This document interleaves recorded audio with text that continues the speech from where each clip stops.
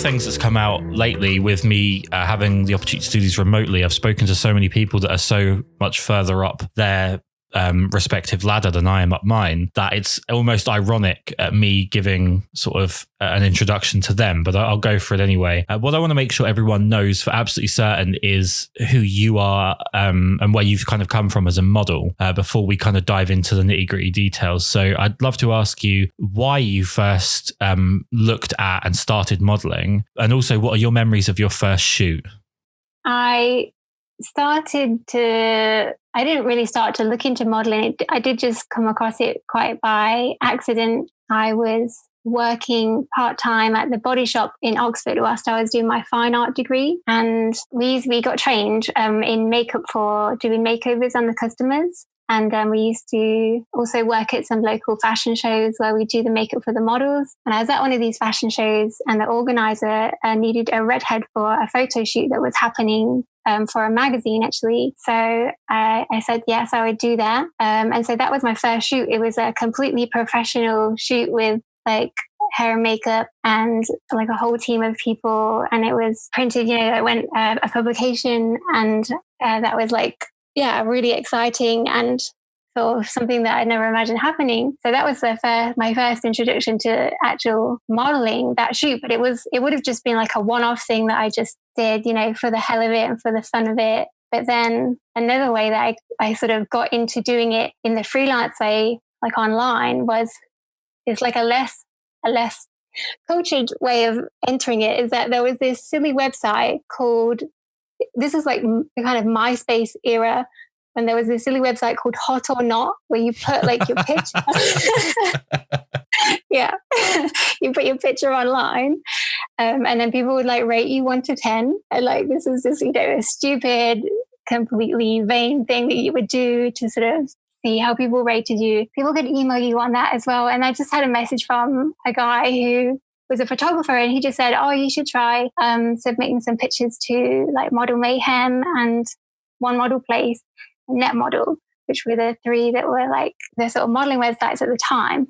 This was in 2006. This is 14 years ago. So I joined those websites and just kind of added my tear sheet picture from the magazine and some webcam pics and some pictures that I'd, some like weird sort of self-portraits that I'd taken in my fine art degree. And then just kind of rolled with it. So that was like my introduction to modeling through those. Well, so one entry was kind of like really professional, doing an actual really cool shoot. And then the other one was kind of being introduced to these sites by this funny website. But it kind of worked together. So yeah, but it was something that I hadn't planned on doing, or definitely hadn't envisioned myself being a model ever. But I had always been interested in photography and modeling in a way, because when I was young and through my teenage years and still when I was at university, I was obviously really interested in art. That's what I did on my course. But also I always loved looking through fashion magazines and style magazines, like the photography and the models and the clothing and jewelry and the makeup and the way that it was all like presented in the magazine, like all of that aesthetic I just found really fascinating. And I would tear out loads of pages from the magazines and make like collages and stuff of all my favorite like colorways and the sort of the mood boards and stuff. So I would like, I guess I was making literal mood boards. Nowadays we use like Pinterest or something.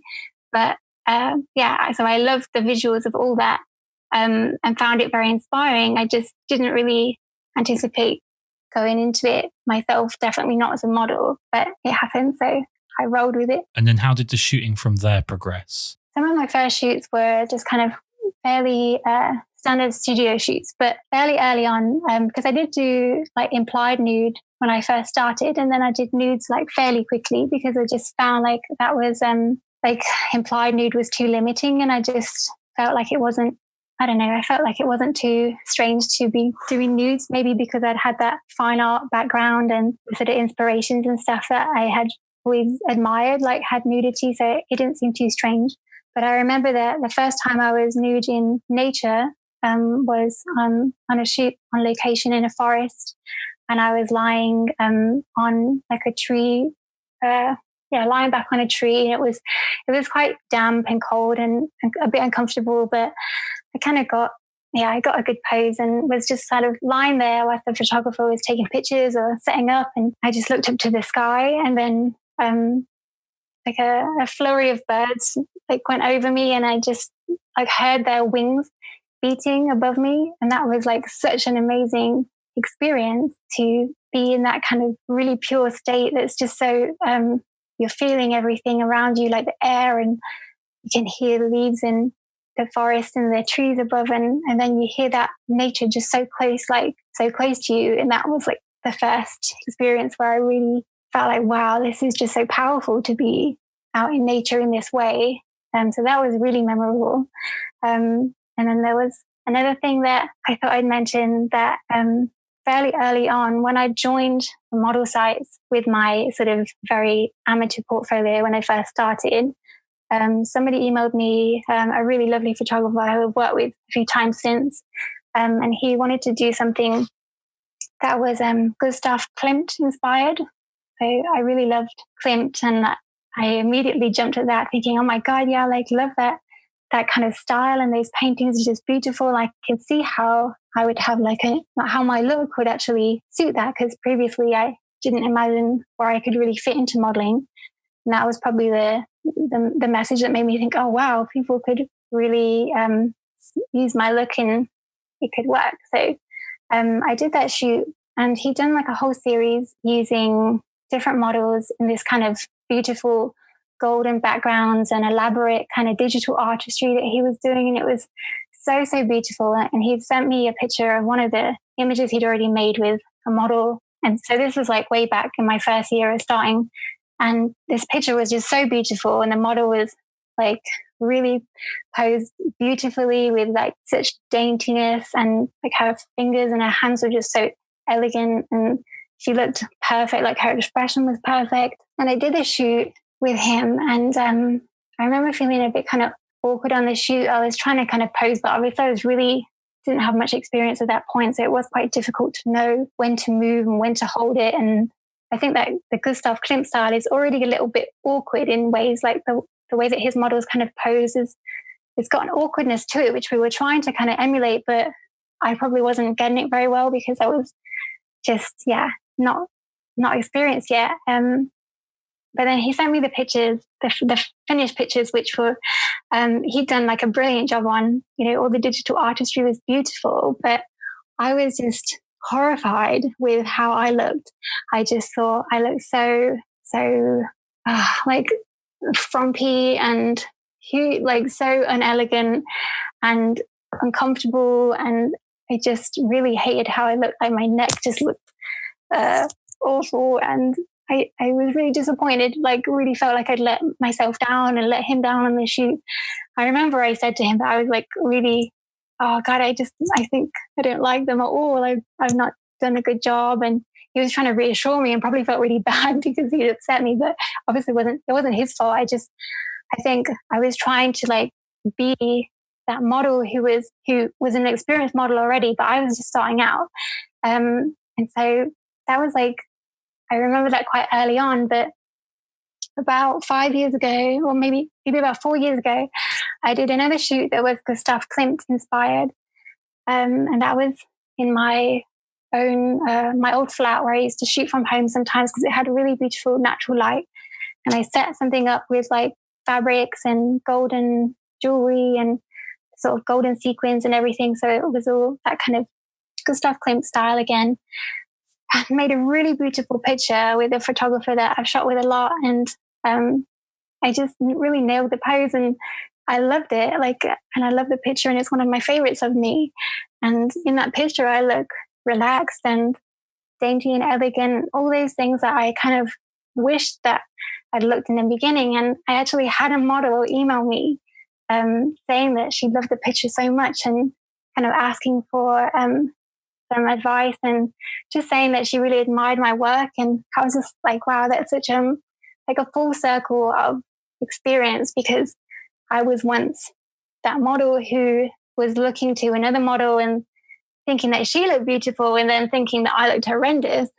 But then over time and experience, then I got to the point where somebody was admiring me. So that was like a really cool little full circle. I mean, over the years, you've worked with obviously photographers at different experience levels and skill levels as well. What are the challenges of working with someone that's less skilled compared to working with someone that's more skilled and experienced? Photographers that are less experienced, then you're sort of working with the basics more so. You often have to kind of focus more on technical sides of things and stuff like framing and giving sort of some suggestions about how to make a strong picture in regards to the framing and the composition and the height that they're at and just the sort of the angles at which they're shooting you from and stuff like that. So it ends up a bit more about to create just a really nice portrait or a really nice shot, and it's more about the technical stuff. Whereas when someone is more experienced, then more experienced or more artistic, because not always those things don't always come hand in hand. You know, sometimes there's complete newbies and like amateur photographers who are so hugely artistic, and so yeah, it's not always. Well, skill and experience don't always go hand in hand. You can have someone that's completely brand new who maybe they're not technically correct in their approach, but they actually have a vision of where they want to go with things, and they have an artistic eye. So they have an ability to kind of see what's working and what isn't, and they're better at kind of chopping through the weeds that way. And something I've seen quite a bit when I've taught workshops is that you get people who are they've had the same 1 year of experience 25 times, if that makes sense. Right. Yeah.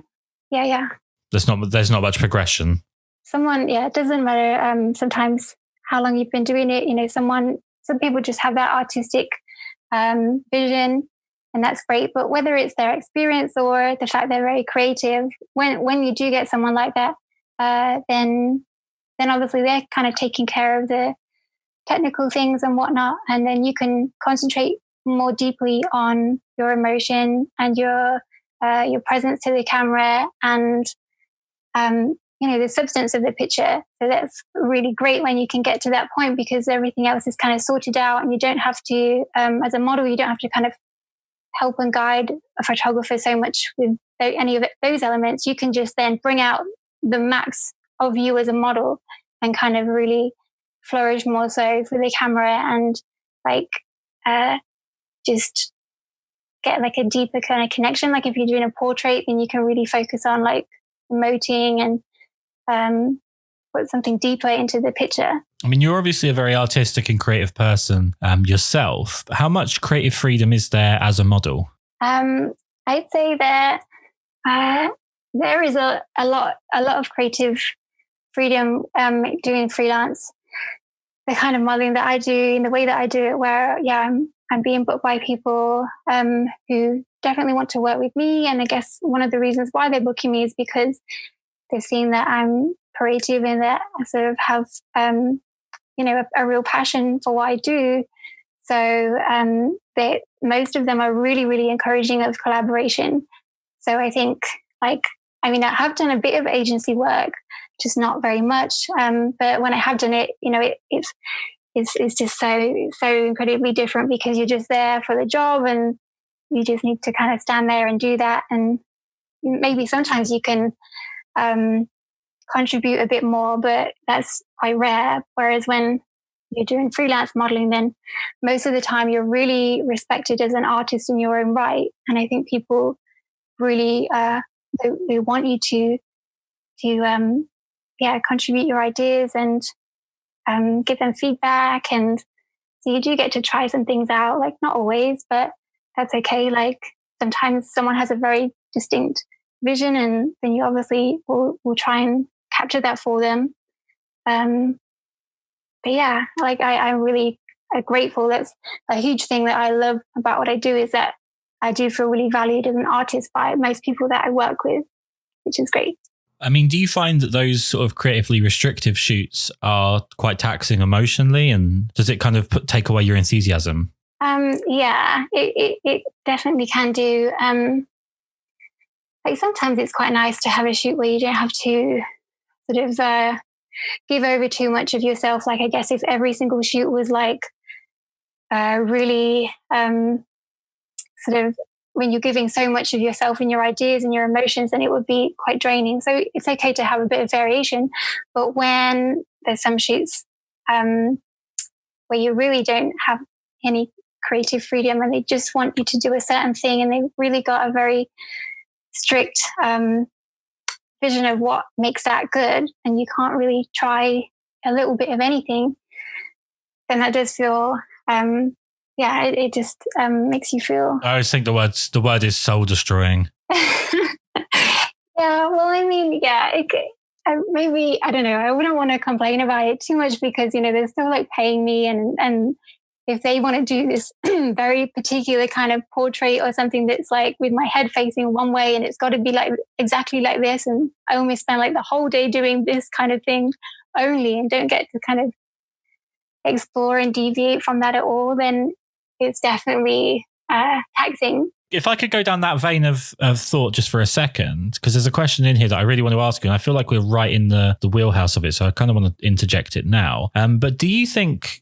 or in your opinion or in your experience, is modeling good for the person's self-esteem?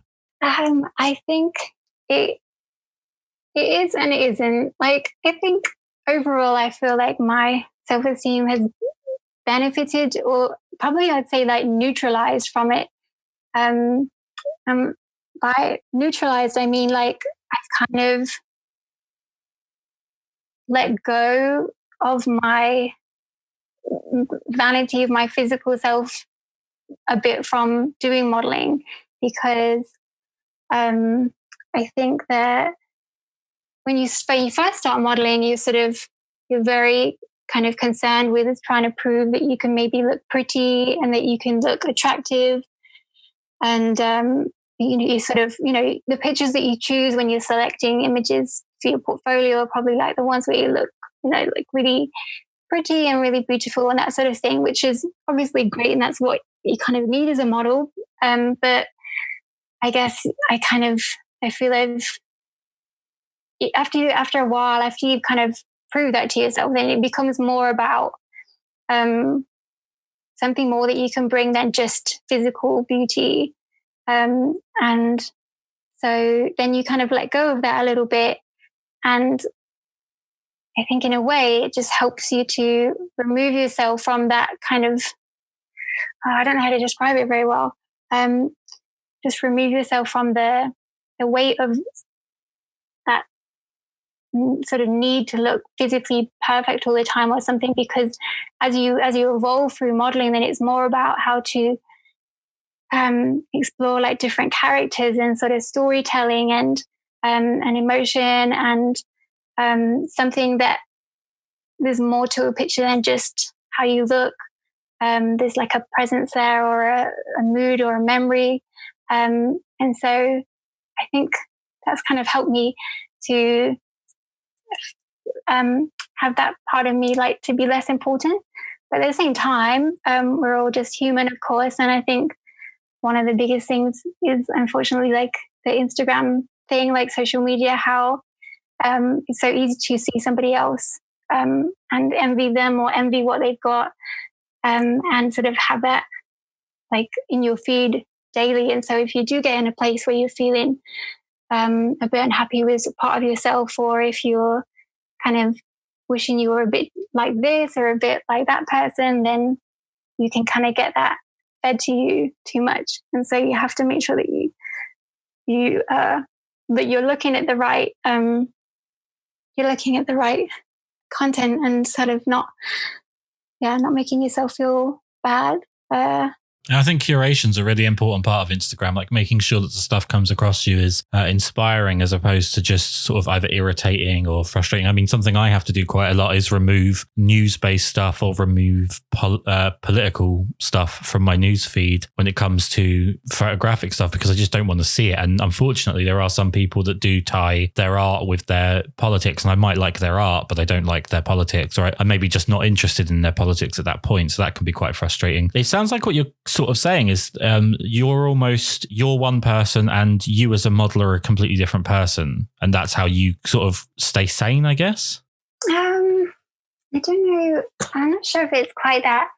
I guess I just mean that maybe when you first start out, you're very concerned about how you look physically. And then I think, especially just growing up and getting experience and getting perspective in life, as you kind of evolve through it, then you realize that it's less about looking a certain perfect way and more about what you can bring in terms of your artistry and your emotion and your the connection that you can bring, which are not physical things. So I feel like that helps my physical self-esteem by focusing on those things. And then with the Instagram and stuff like that, then like you say, I think it is really important if people are following people that don't make them feel good, or if they feel, that they're getting self-conscious about themselves because they're seeing certain things that are probably fake anyway. And, like we always say about how social media is sort of like everybody's highlight reel, and it's easy to just see all the good stuff. But it's so true. And you just have to maybe unfollow the people that aren't like inspiring you and aren't making you feel good. Like I've definitely done that with some models who, I don't know, they were making like, say, like younger models who like so incredibly fit and like just look a certain way, and I would find myself looking at them on my feed and getting kind of self-conscious and starting to overthink myself and overthink things. But then I realized that actually I wasn't their market. Like they're not aiming it at me anyway, and so it's not going to feel like right to me. So I just kind of unfollowed them and or sort of muted them or something, so I can't see them in the, like don't I still wish them well and all that kind of stuff. I just don't want to see certain things on my feed. So I think, it's important, like you say, to curate your feed in that way to help your self-esteem. In your opinion, something I've probably got a fairly strong view on this, but I'm very curious to hear your side of it. In your opinion, do you think models need to kind of work within a couple of genres that are their strengths, or is it good for their sort of skill set and their versatility for them to work within genres of modeling that maybe aren't their strongest? I would say that it is important to experiment and try different things for sure, but that you shouldn't get too hung up about trying to do everything, because that's impossible. And well, I mean, for some people, maybe not, because some people are amazingly versatile and that is their strength. So that is great. But for a lot of people, I think that, it's good to try a bunch of stuff and see what you like. But then don't like forget or dismiss your strengths, because that's like what people are looking to you for. And also, like, it's easy to sometimes maybe think that you kind of like, again, maybe envy other models and admire them and think, oh wow, I wish that I could be a bit more like her, or she's got such a like sharp look. And because I'm very my look naturally is very kind of soft and gentle, and that's physically how I look naturally. I sort of have that more classical, sort of almost old-fashioned look, and that's what I fall into, like by default, like more naturally. But then I sometimes see models who've got a totally different body type or a different kind of face shape or jawline or something, and they can do these super fierce, super sharp looks, and I'm just like bowled over by them, and I think, oh, I wish I could be more like that. And for sure, sometimes like I can definitely do that look, especially with the right makeup artist. Like that's a huge thing, I think, in transforming somebody. But also I need to remember not to sort of forget my strengths, and kind of sometimes you can become a bit blind to them when you've been doing it a while, because maybe it feels so easy because you've been modeling and growing your skills in modeling for so long. But it almost feels like you're not doing anything anymore. But actually, when you remember and you're reminded like how much you are doing and how much you do know, then you sort of, you realize that it's okay to work with your strengths. Something I have no idea about, and I'd love to find this out, because this is a really until I started doing the podcast, I'd never really thought about it, and now it's something that's kind of consuming my mind until I find out the answer. If you want to become a model, how do you learn to model? I would say the way that I sort of learned was from, I think part of it was sort of the subconscious learning that I took in from, like when I mentioned I was looking through those fashion magazines and like photography images of models. That was kind of all in my head, even before it was a possibility that I would be a model. So I guess some of that kind of got absorbed into my brain, but also I had like pictures of painters and artworks sort of like around my bedroom and stuff when I was growing up. So that kind of pre-Raphaelite and these kind of paintings. So that also probably gave me some influence. So I say looking at your inspirations that you are drawn to, and kind of just really kind of open yourself up to all of that and really let it kind of infiltrate your mind. And then when it comes to like the technicalities of modeling, then the best way that I learned was when you're first starting out and you get like all your images sent to you, and then even the bad ones, and you can see what's working really well for you and what is just like not a good angle, or something that isn't showing you after such a good, it's not showing off your features so well. So yeah, that helped me to learn. And then I did also early on I was with an agency where we did sort of get taught how to do like catwalk and stuff like that, or like to model catalog clothes and things. But I don't know, I guess that helped a tiny bit, but mostly it was about looking at inspirations and really noting like the sort of ways that the models had their hands, or the emotions that they had. And I don't know, I think you just sort of have to try and absorb it, and then you look at the pictures and see how you're doing, and then you just kind of try to sorry, I'm losing my train of thought. Then you just go forward with what's working best for you, and then as the years go on as well, you kind of also change your modeling style, maybe changes a bit, and so you kind of get re-inspired in different genres or different moods and styles, and so you kind of always keep evolving in that way. You mentioned inspirations there. Who inspires you as a model? Many, many people, because there's just so many epic people right now. So I think nowadays, like people, the kind of models who are really soulfully expressive are the models that inspire me the most. So there's a model in Canada called Reina. She's a dancer and a yogi and lots of other things too, but she's just really brilliant at like channeling all her emotions through her body, and it's just such a kind of pure, raw way of expression. And there's another model called Anastasia Artiva. She's also really stunning, and she does self-portrait work and photography as well, and she's just so super talented. And then there's a model called Vincent Littlehat and Tessa Kuragi. And they're both very different. They're really different from me, but I just love that. I don't know. They're just so unique and just kind of go their own way.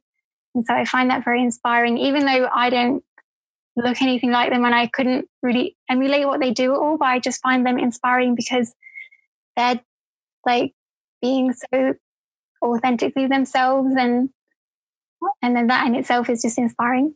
And then Tinkerbella, she's a model with she's full of tattoos and stuff, but she's just super, super emotive and really versatile. And there's so many. Sorry, there's another one called Riverbus Femina. She lives in America, and she is also such a beautiful art nude model who again is just so in tune with herself, and you can really just see the kind of connection with herself and the earth that when she's modeling in locations. Yeah. There's just so many people who inspire me. You're obviously a photographer as well as being a wonderful model. And there's a few questions I'd love to ask you about the photographic side of things, if that's okay. Yeah. I think probably one of the strangest questions I think I could ask would be what you look for in a model or a subject. Yeah, that's a good one. Let me think. I mean, this is something that I found like the most fascinating thing about doing photography, because it's made me really, really think about modeling from both sides so much. So I really feel like I get like a dual perspective of how to be the best kind of model, because I guess when I'm trying to model now, I sort of think, what would I want from myself if I was a model? So I guess the ability to really kind of what's the word? Sort of translate an idea that the photographer is giving you, and then sort of be able to run with it, but whilst kind of staying generally in their ideas that they've kind of put forward. Like, obviously it's good to go off on a tangent if that's working really well and you're both kind of feeling it, but it's really great when you kind of give a model an overall mood or an idea, and then they really get it, and then they kind of run with it, and then you're just kind of then getting their contribution so nicely, and it's like a great collaboration in that way. With you being a photographer and a model, what does being on both sides of the camera do in terms of influencing your approach when you're one or the other? Are you more sympathetic to the photographer's side of things when you're modeling and vice versa towards the model? Or has it sort of changed? Has it changed your approach in the sense of like you see someone doing something that you would normally do as a model and you think, okay, well, that's causing this problem for me as a photographer. I won't do that in future. Yeah, exactly. All that kind of stuff. It definitely makes you think twice about the sort of things that you might find frustrating or something previously. Like, I think I was already quite an easygoing, understanding model of photographers, but doing photography has made me even more so. I really definitely empathize with photographers now if they're nervous, because I have been incredibly, incredibly nervous sometimes before shoots with models. And also I think one of the main things about shooting with a model is to kind of keep up a bit of a dialogue and a rapport. And it's so important not to stay silent when you're doing a shoot, because that can just kill the atmosphere so much. But then at the same time, now I realize how there's just so much going on sometimes for a photographer, and there's so many things to think about. And if the light's changing and you're kind of trying to get all your settings right and all of this stuff, like all the elements that are involved in it. And then you've also got to keep up a good dialogue with your model and be communicating well with them. And that is really hard. So I guess, obviously the more you do it, the better you become. But you haven't really done it for a while. Like, I don't do photography really, really often. I'm trying to do it more sort of in recent years, but I've probably done it for about 10 years now that I've been shooting models as well. But for a long time, it was just very intermittently. So it's very easy to get rusty, like in between my shoots. So I get really nervous, and it's easy to get really caught up with all the technical stuff. And it really brings it home how difficult it can be for the photographer. So I think, I definitely have more patience and more empathy now. So I sort of think, when I'm modeling, I think, how would I want to treat them right now to make them feel like really chilled and just that they can take a moment. That's one of the things, actually. One of the main things is that I think photographers sometimes panic, especially if they're, not so experienced or not like a professional photographer. They panic and feel like the whole time or the whole shoot, they need to look like they know what they're doing every single second and be doing something every single second and shooting like all the time. And I think they feel like that's maybe what makes a photographer. But actually, it's so important to step back and really think about what you're making. And I've really realized that doing my photography, because sometimes I've been in that space where feel like, oh God, I need to keep shooting and I need to give instruction and like know what I'm doing the whole time. But actually now I understand that it's totally normal, and it's a very good idea to take a break and say like, hang on, I just need 5 minutes to like focus on my thoughts and just review these pictures and really think if I'm getting what I need, and just kind of slow your brain down for a second and just totally take a break. Because I think if you kind of, if you're a bit nervous, then you'll get a bit tense and you can't like think clearly. So to slow down, and I kind of encourage people to do that as well. If photographers are sort of writing a bit, and encourage them to slow down and like sort of reflect on what they're getting. So yeah, there's so many interesting insights like that I've got from seeing it from both sides. I really need to like write them all down, and because they come to me when I'm doing the shoot sometimes, and I, all the differences and how it makes you think about, think twice about doing certain things and how they might affect the photographer or how it might affect the model. Is it ever a struggle for you to be just a photographer or just the model on a shoot? Because obviously I think a little bit of knowledge is quite dangerous in terms of when we know what the other side of a situation is feeling or thinking or doing, or what they should be doing. It's hard not to direct them when maybe they don't want to be directed. So is it ever a struggle for you to kind of just contain yourself within the one role that you've got on the day? Yeah, I think definitely it's a real hard balance sometimes. Like I'm still kind of learning with it, I guess, with doing both things. I think when I'm in the photography side of it, I almost forget about the model side a bit. So I'm better at being just a photographer, I think. But then when you're modeling and then you're helping people, like some people obviously really encourage you to give feedback and give suggestions and stuff, so that's fine. But other times, if you can see like something that somebody's doing and know that it's not going to be working so well, or that you could maybe suggest something, it is a fine line between you've got to be careful how you do it. So it's always got to be their shoot, and that you're just there to enhance it.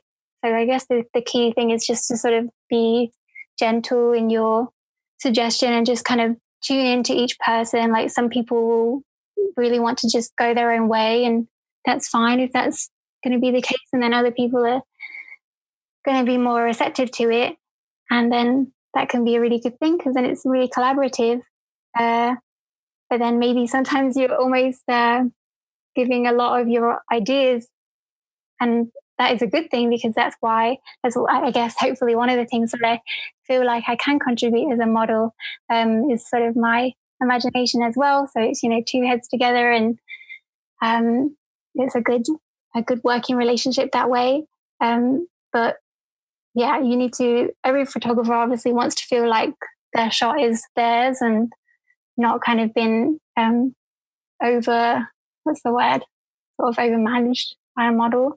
Yeah, no, it's there's a really fantastic thing that I think you might know Artemis Fauna, Sarah. There's a really funny thing that she says about this, which is that you can turn up on a shoot and you can, as the model, you're helping with the lighting, you're helping with the posing, you're helping the photographer with his settings, you're helping the photographer with the ideas, with the styling, everything. And then they leave you a reference where they say, took direction well. I always found that quote really funny. Yeah.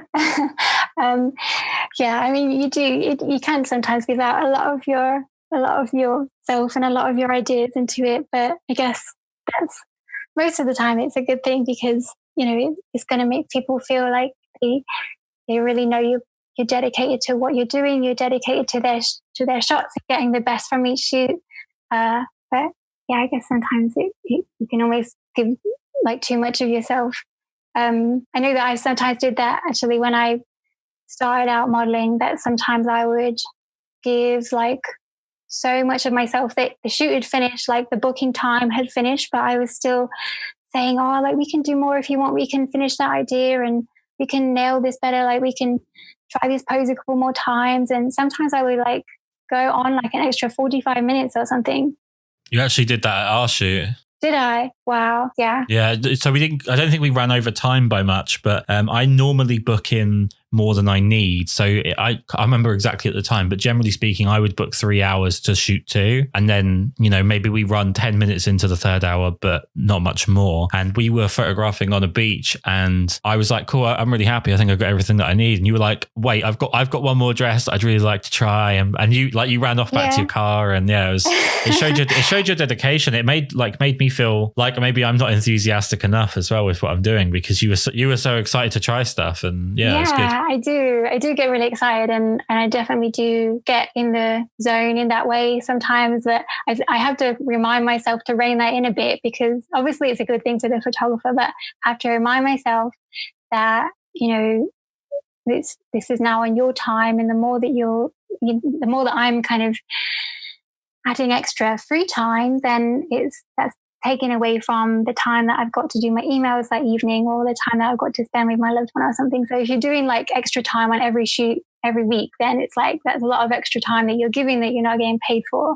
And so although it's good to really, really good to be enthusiastic and give it your all, but it's important to not get carried away too much when it's your business and you've got to kind of, this sounds really wrong. I don't mean it to sound weird. No, it doesn't at all. It doesn't at all. It's you're being English. What you're doing right now is you're just being English. English people are so sort of we're anti-business minded, I think, in the sense of like we want to be polite and respectful and so on. And sometimes what happens I actually think is becoming more and more of a common thing. It's people take advantage of that sort of British nature, that polite nature, that enthusiastic nature, where you might give a little bit, but people then like, well, I know I'm not going to have to, put too much pressure on them for them to give over more than they want to. And they almost use that positive energy and that enthusiasm to take more from you than they should. And we see that as being a negative when we speak about earning money from something, but you're obviously incredibly talented with what you do and you have a high demand. So there's no reason that you shouldn't feel in a position to say, look,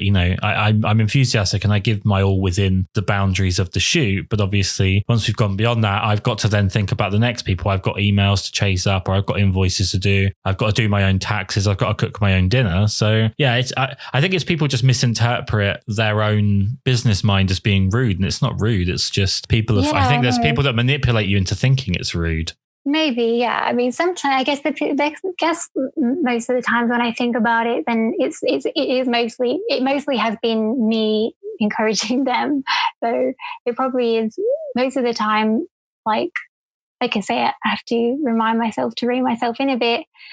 And I was going to say, but it's like from a business perspective, it's good to leave somebody feeling satisfied with the service, but that you also want to leave them wanting more, in the sense that you want them to book you again. So you don't want to like give them everything, like, maybe all their ideas that they came to the shoot with, like they're not going to get them all. Of course they're not. You've got to leave some for the next shoot. And I think definitely like in earlier years, I've kind of just wanted to like get everything done, and I don't know, just been too enthusiastic in that way. Whereas now, like you say, it's better to have a business mind and be like, right, we're done now, we'll all get those other ideas on the next shoot, huh? And then they'll book you again and feel good. Definitely. At the point that you're at in terms of the experience that you have both as a model and a photographer, what advice would you give yourself if you were to talk to you when you were first starting out in modeling? From the perspective that you have now, what advice would you give yourself when you were starting out? I think I'm quite happy with the way that I've gone through it in general. I think I would tell myself that you're going to be doing this way, way longer than you imagine you're going to be doing it for. Because when I first started, I thought it was maybe just going to be for a few years, or maybe like 5 years tops or something. But it's gone on and on, which is great. And it's gone on and on because I love it, and because I'm getting more from it all the time. And else I wouldn't be doing it, because it is so much work and so much time that you've really got to be getting something more from it than just money, because else it's probably not worth it. The amount of time you have to put in it, it's not conducive to what you earn.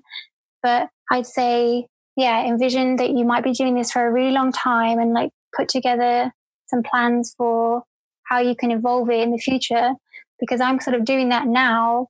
by thinking, okay, I've got now all this massive experience, and how can I go forward from it in ways that aren't modeling. Whereas if I'd have maybe seen in advance that I would be doing it for this long, then I would have put some of those thought processes into practice sort of faster, and be at those points now. Whereas at the minute, I'm still kind of planning them. Like thinking of doing workshops and making books and things like that that would give insight to people and feel like I can give over some of this information and experience that I have. Whereas when you've been doing it a long time, and when you don't have like an end point in mind, you just kind of keep rolling on, and it's really easy to just go through the motions all the time, because there's so much to keep up with, all your emails and all your admin and your promotion and the social media and everything, that it's kind of sometimes like being in a hamster in a wheel, and you just have to focus on what you're doing that day, that week, and what's happening next month. And you can't really look outside of it all to sort of plan for what am I going to be putting together in 2 years' time.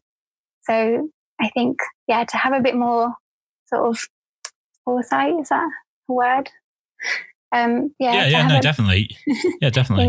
into the future, and think, that you can build something from this, maybe even more, and expand from it than just the simple thing that you're doing right now, which is already a lot, but you can hone that all into one thing and then kind of expand and move forward with it.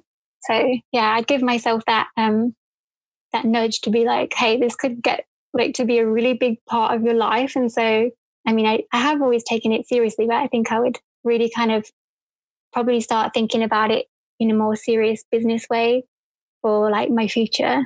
Yeah. Whereas now I'm just kind of, I'm now working with that now.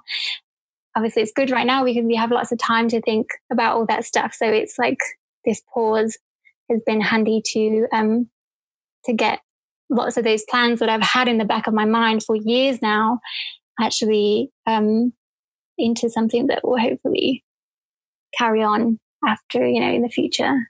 Are there any stereotypes about modeling that you're not a fan of or you'd like to address? Obviously, I know that stereotypes are generally fairly toxic, but is there anything that people generally think about models that just isn't true? I'd say that some people maybe think that models think that they're all that. Like they think that models love themselves, like that we're sort of full of ourselves or vain and think that we're beautiful and all that kind of stuff. Or that we're better than other people because we're a model and that we're beautiful and people want to take a picture or something. But that's very far from the truth. I'd say that just models who, like especially, I don't know, like artistic models. And I'd say that it's less about being beautiful and more about knowing how to be beautiful for the camera. So modeling is, it's a skill set that I think people maybe think it's just about turning up and being there in front of the camera and looking pretty and that's it. But there's just so many skills involved. And, the connection and the rapport that you build with people, like just going to a shoot and meeting strangers, sometimes on the other side of the world, to places that you've never been before and situations that are maybe really out of your comfort zone. You have to turn up and sort of bring yourself to the camera and be confident and be focused and then know how to use the skills in posing and expression to be whatever it is that's needed for the camera, like whether it is being about beautiful or whether it's something that's an engaging portrait or telling a story or visualizing a concept that somebody has. There's just so much more to it than just your physical appearance. So it's like knowing how to use all those skills in body language and expression, and even like there's just the subtle nuances in how you sort of communicate to the camera, and all of that comes together with your experience. So there's a lot more to it, and that modeling is just like the tip of the iceberg, really. Like you're saying, all the other stuff, all the admin and the emails and the promo and blog writing and all of that stuff, and as well as obviously taking care of yourself and eating healthy and trying to be fit and just having good well-being in general. So you look good for the camera, then all of that is like behind the scenes, under the surface. Modeling in some ways is like the easy part. Okay. So I'm going to ask you a very broad final question. So I do apologize. It doesn't have to be a long answer. It doesn't have to be a short answer, but it's a broad question. Yeah. What is the best part of being a model? Well, I'd say it's the variety that you get to encounter like all the time. I can't think of many of the jobs where you get to like just meet so many different people and see so many different places, like different locations all around the world, and different like amazing buildings and like incredible studios and natural light locations, and then you get to meet like people from all different backgrounds, who all different ages as well, like speak to people who are like sometimes way older than you, and like in any way of life, sometimes click with people more so than others, but the ones that you do really click with, you can then have these great conversations and like really learn about different people and listen to their perspectives on life, since they're like a lot older than you. And I think that's really a great benefit. Like for me, I think that you get to listen to some people's wisdom because they're a different part of their life. And yeah, just that variation of sometimes like, I don't know, being in this super cold, super crazy, but beautiful location in Norway or something. And then another day being like, I don't know, in like a really comfortable, beautiful boudoir that's like got, I don't know, you're wearing like gorgeous corsetry or something and it's all plush and you're made up really beautiful. And like, it's just such a difference.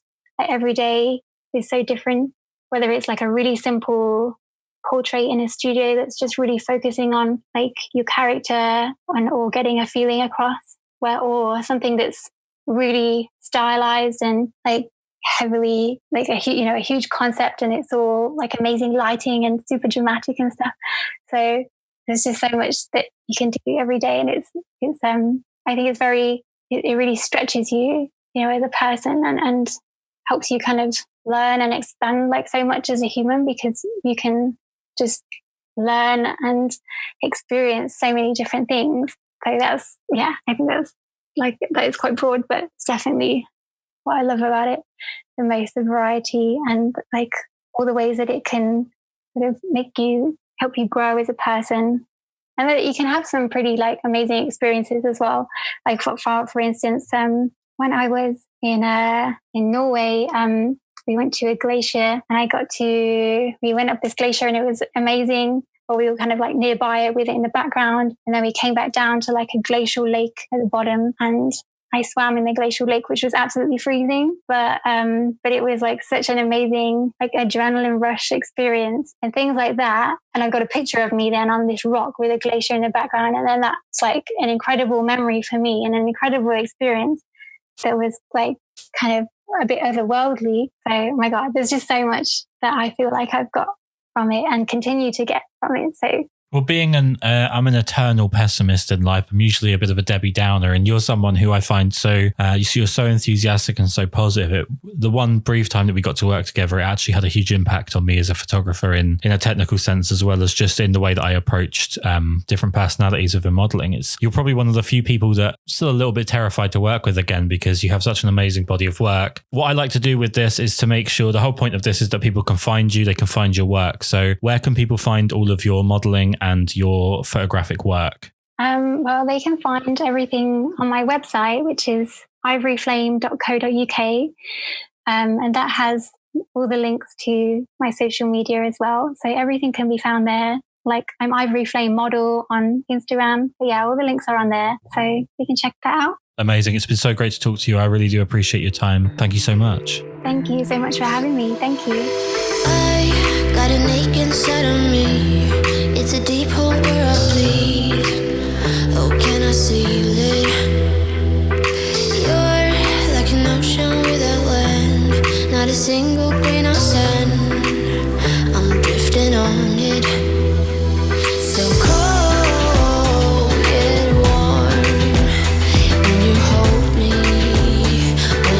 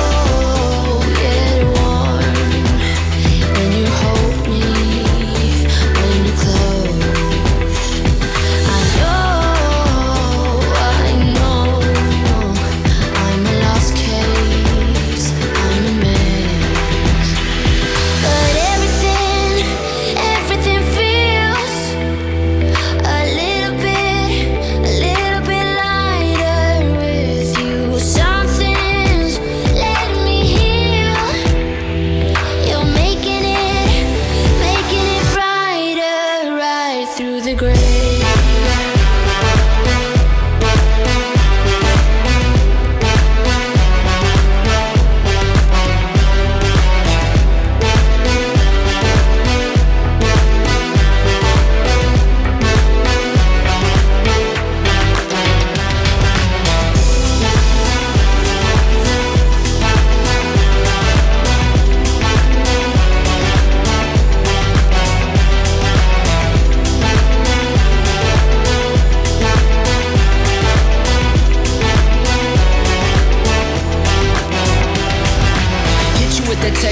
XO, my ace boom boom, no flex, no.